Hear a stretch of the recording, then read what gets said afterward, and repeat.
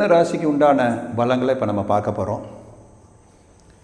ஜென்மத்தில் குரு, 3ஆம் இடத்துல கேது,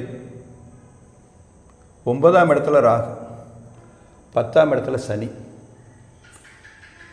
இப்போ பாருங்கள், சனி 3ஆம் பார்வையை 12ஆம் இடத்தை பார்க்குறார்.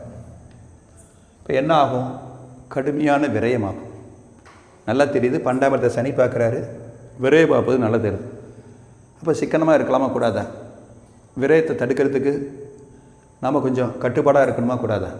அதை நம்ம கவனமாக பார்த்துக்கணும். 12ஆம் இடம்ங்கிறது என்ன? 12ஆம் இடங்கிறது வெளிநாடு. இப்போ வெளிநாடு போகிறவங்க கொஞ்சம் எச்சரிக்கையாக இருக்கணும். முன் பணத்தை அட்வான்ஸை 2 லட்சம் 3 லட்சம் அவசரப்பட்டு கொடுத்துடக்கூடாது. 12ஆம் இடத்தை சனி பார்க்கும்போது அதுக்கு சில பிரச்சனைகள் இருக்குது அப்படிங்கிறத எச்சரிக்கணும். அதில் கவனமாக இருக்கலாமா கூடாதா? 2ஆம் இடம் தான் தனம், குடும்பம், வாக்கு. 2ஆம் இடம் எந்த பிரச்சனையும் இல்லை. நல்ல விதமாக குடும்பத்தில் கணவன் மனைவி ஒற்றுமை இருக்கும், சுப நிகழ்ச்சிகள் நடக்கும், பொருளாதாரத்தில் ஒன்றும் பெரிய பிரச்சனை நமக்கு இருக்காது. ஜென்மத்தில் குரு இருக்கிறது என்ன செய்யும்? ஜென்ம குரு வனவாசம்னு கேள்விப்பட்டிருப்பீங்க. என்ன கடுமையான அலைச்சலை கொடுப்பார். தேவையில்லாத அலைச்சல், தேவையில்லாத விஷயங்கள் நம்ம அலைஞ்சிக்கிட்டே இருப்போம். ஒரு பிரயோஜனமான காரியத்துக்கு அலைய மாட்டோம், அவ்வளோதான். அப்போ நம்ம ஜாக்கிரதையாக பார்த்துக்கணும். ஜென்மத்தில் குரு இருக்கும்போது நமக்கு தேவையில்லாத அலைச்சல் நம்ம கொடுக்குறாரு. அதனால் நமக்கு எல்லாமே பிரச்சனைக்குரியாதாக தான் இருக்குது. உடல் ஆரோக்கியம் கெடுது. அப்போ நம்ம கவனமாக இருக்கணுமா கூடாதா? இந்த சனி பார்த்திங்கனாக்கா நேராக 4ஆம் இடத்தை பார்க்குறாரு, 7ஆம் பார்வையாக. 4ஆம் இடம்ங்கிறது என்ன? கல்வி. மாணவர்கள் என்ன பண்ணணும்? இப்போ கொஞ்சம் ஸ்ரத்தையாக கவனம் கொடுக்கணும். இப்போ 4ஆம் இடத்தை பார்க்குறதுனால நம்ம என்ன தான் படித்தாலும் ஏன் நமக்கு மார்க் வர மாட்டேங்குது அப்படின்னு பார்த்தாக்கா அந்த 4ஆம் இடத்தை அவர் பார்க்குறாரு. 2வது, நம்ம நைட்டு ஃபுல்லாக கண் முழிச்சு 12-1 மணி நேரம் உட்காந்து படிப்போம். அதனால் நம்ம ஆரோக்கிய குறைவு ஏற்படும். அப்போ நம்ம கவனமாக இருக்கணும். 4ஆம் இடம் பார்க்கும்போது நமக்கு டைவெர்ட் ஆகும். விளையாட்டில் டைவெர்ட் ஆகும், செல்ஃபோனில் டைவெர்ட் ஆகும், யூடியூப், ஃபேஸ்புக் இதை மாதிரி நம்ம கொண்டு போவோம். அப்போ இதெல்லாம் நம்ம கவனமாக இருந்துட்டோம்னா அது தடுக்கலாமா கூடாதா? இந்த ஒரு வருஷத்துக்கு நம்ம இப்படி இருப்போமே அப்படின்னு நினச்சோன்னாக்கா சிறப்பாக இருக்கும். 4ஆம் இடங்கிறது தாயோட ஆரோக்கிய குறைவு ஏற்படுப்பது. அதை நம்ம கவனமாக இருந்துக்கலாமா கூடாதா? 4ஆம் இடம் நல்லா கேட்டுங்க. 4ஆம் இடத்தை சனி பார்க்குறாரு. நம்ம இந்த தடவை ஒரு முதலீடு பண்ணுறோம் இடம் வாங்கிறதுக்கு. நல்லா 1 ட்ரிப்புக்கு 2 ட்ரிப் பார்க்கணும். வில்லங்க இருக்கும், அதில் பிரச்சனை இருக்கும், நம்ம கண்ணை கட்டிடும். வாங்கினதுக்கப்புறம் தான் நம்ம கோர்ட்டு கேஸ் வம்பு வழக்கு நம்ம அலைவோம். அது எச்சரிக்கை பண்ணுது சனி, ஜாக்கிரதையாக இரு, பார்த்து வாங்கன்ட்டு. அப்போ நம்ம யோசித்து செய்யலாமா இல்லையா? இல்லை ஒரு அட்வான்ஸை நம்ம போடுவோம், எப்படியா அந்த இடத்த வாங்கிடுவோம்னு நினைப்போம். ஆனால் பார்த்தாக்கா தட்டிக்கிட்டே போவோம், நம்மளால் வாங்க முடியாது, கொடுத்த அட்வான்ஸையும் திரும்ப பெற முடியாது. இதெல்லாம் நம்ம கொஞ்சம் எச்சரிக்கையாக நம்ம பார்த்துக்கணும். அதே மாதிரி 10ஆம் பார்வையாக 7ஆம் இடத்தை பார்க்குறாரு. 7ஆம் இடம்ங்கிறது திருமணம். திருமணத்தில் கொஞ்சம் டிலே ஆகும். 2வது குழந்தை கொஞ்சம் டிலே ஆகும். இந்த ஒரு விஷயத்தில் தடை ஏற்படுத்தும். ராகு வேறு பார்க்குறாரு. ஆனால் ஒரு ஆச்சரியம் என்னென்னா, குரு ஜென்மத்திலேருந்து 7ஆம் இடத்தை பார்க்கும்போது குரு பார்த்தா கோடி நன்மை அப்படிங்கிறாங்க. அப்போ ராகுவோட பார்வை, சனியோட பார்வைலாம் நிச்சயமாக அது தகர்த்தெறிஞ்சிடும். அப்போ இது எது வரைக்கும் இருக்கும் யோசிச்சு பாருங்கள். இந்த குரு பயிற்சி வர வரைக்கும் தானே. அப்புறம் குரு பயிற்சி இங்கே வந்துட்டு 7ஆம் இடத்தை பார்க்க முடியுமா? பார்க்க முடியாது. அப்போ இது 7ஆம் இடத்தை பார்க்குற வரைக்கும் நமக்கு இருக்கக்கூடிய கிடைக்கிற 6 மாதம். இந்த 6 மாதம் சுப நிகழ்ச்சிகளை கொஞ்சம் கஷ்டப்பட்டு நடத்திடலாமா கூடாதா? அப்போ நமக்கு தடை ஏற்பட போது தானே அடுத்தோம் அதுக்கப்புறம். அதனால் இப்போ நம்ம முயற்சி பண்ணி அதை செய்துருவோம். அதேமாரி 9ஆம் இடத்தை பார்க்குறாரு. 9ஆம் இடத்துல யார் இருக்கா? ராகு இருக்கார்.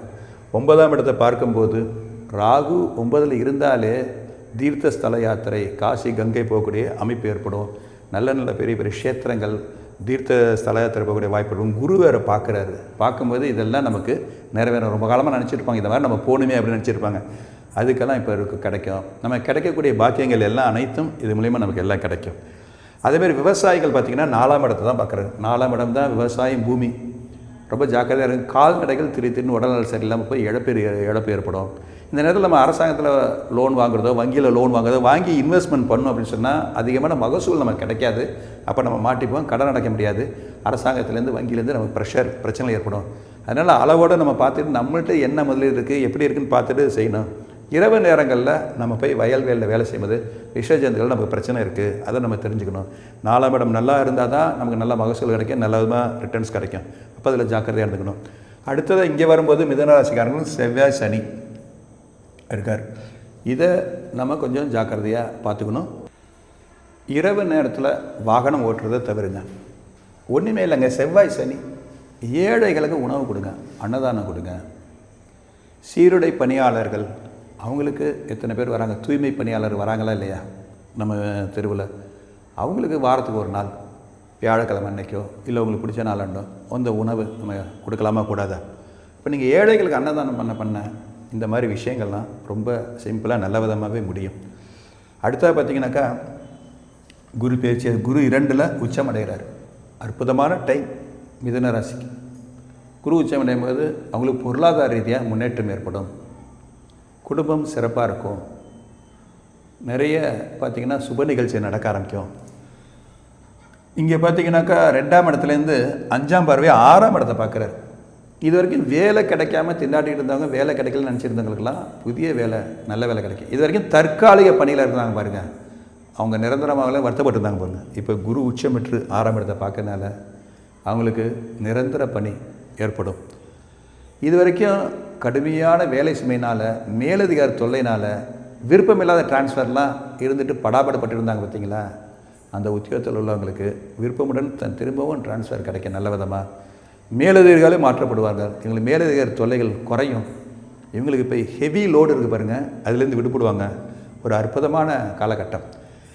10ஆம் இடத்தை பார்க்குறாரு. ஏற்கனவே 10ல் சனி இருக்கார், தொழில் சிறப்பாக போயிட்டுருக்கோம். இப்போ உச்சம் பெற்ற குரு வேறு போய் 10ஆம் இடத்தை பார்க்கறனால இப்போ நீங்கள் தொழிலை விரிவுபடுத்தலாம், புதிய தொழிலில் ஈடுபடலாம். இது வரைக்கும் நீங்கள் 6 மாதம் கொஞ்சம் பொறுமையாக இருங்க, இப்போயிலேருந்து நீங்கள் கண்டிப்பாக ஈடுபடலாம்.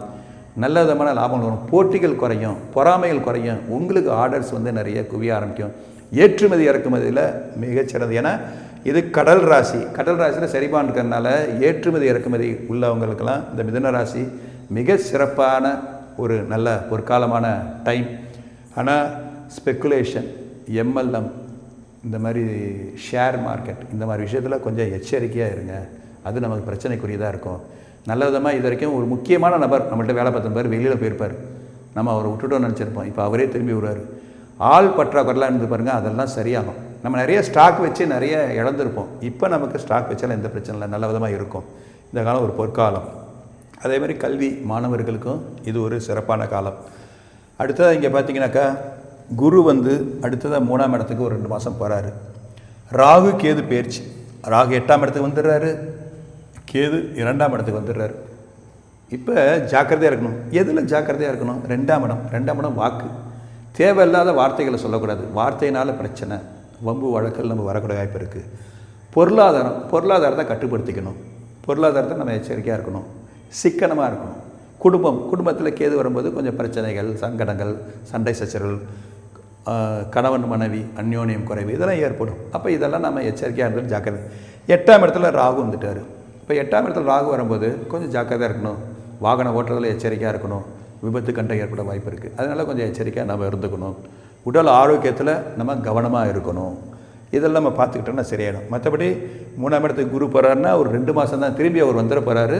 1 வருஷம் நம்ம கடகராசிலாம் இருக்க போகிறாரு. அந்த 2 மாதங்களில் அவங்களுக்கு ஒரு பெரிய பிரச்சனை இருக்காது. அதே சமயத்தில் 10ஆம் இடமும் வலுவாக இருக்கிறதுனால தொழில் சம்மந்தப்பட்ட விஷயங்களும் ஒன்றும் பிரச்சனை இல்லை, உத்தியோகமும் ஒன்றும் பெரிய பாதிப்பு ஏற்பட போகிறதில்ல. மாணவர்களுக்கும் எந்த விதமான பிரச்சனையும் ஏற்பட போகிறதில்ல. அவங்க நினச்ச கல்லூரியில் சீட்டு கிடைக்கும். 10th நல்ல மார்க் வாங்குவாங்க, 12th நல்ல மார்க் வாங்குவாங்க. ஆனால் கடுமையாக அவங்க கொஞ்சம் சிரத்தை எடுத்து படிக்கணும். படித்தாங்கனாக்கா சிறப்பாக இருக்கும். நீண்ட நேரம் கண்விழிச்சு படித்து அதை செஞ்சோன்னா அவங்களுக்கு ஆரோக்கிய குறைவு ஏற்படும். அவங்க சில பேர் வெளிநாட்டில் போய் ப்ராஜெக்ட்லாம் முடிச்சுட்டு வருவாங்க, அவங்களுக்கும் நல்லதாக முடிச்சுட்டு வரக்கூடிய வாய்ப்புகள் இதில் இருக்குது. மொத்தத்தில் மிதுன ராசி பார்த்திங்கனாக்கா முதல் ஆஃபை விட 2வது ஆஃப் குரு உச்சம் பெறும்போது எல்லா விதத்துலேயும், பொருளாதாரத்துலேயும், குடும்பத்துலேயும், தனம், வாக்கு, எல்லா விஷயங்களையும், தொழில், உத்தியோகம், எல்லா விஷயத்துலையும் 2வது ஆஃப் ரொம்ப சிறப்பாக இருக்குது. அது இல்லாமல் உங்களுக்கு எளிமையான பரிகாரங்கள் நமக்கு கொடுக்க போகிறோம். அதையும் நீங்கள் கடைபிடிச்சிங்கனாக்கா 100% ஒரு வெற்றி உங்களுக்கு கிட்டும். மிதுன ராசிக்கு உண்டான பரிகாரம்: செய்யக்கூடாதவை, வீண் விரயம் செய்வதை தவிர்க்கணும், கொஞ்சம் சிக்கனமாக இருந்துக்கணும். மாணவிகள் செல்ஃபோன், டிவி, ஃபேஸ்புக்கு, யூடியூப் போன்றவற்றில் அதிக நேரம் செலவிடுவதை தவிர்க்கணும்.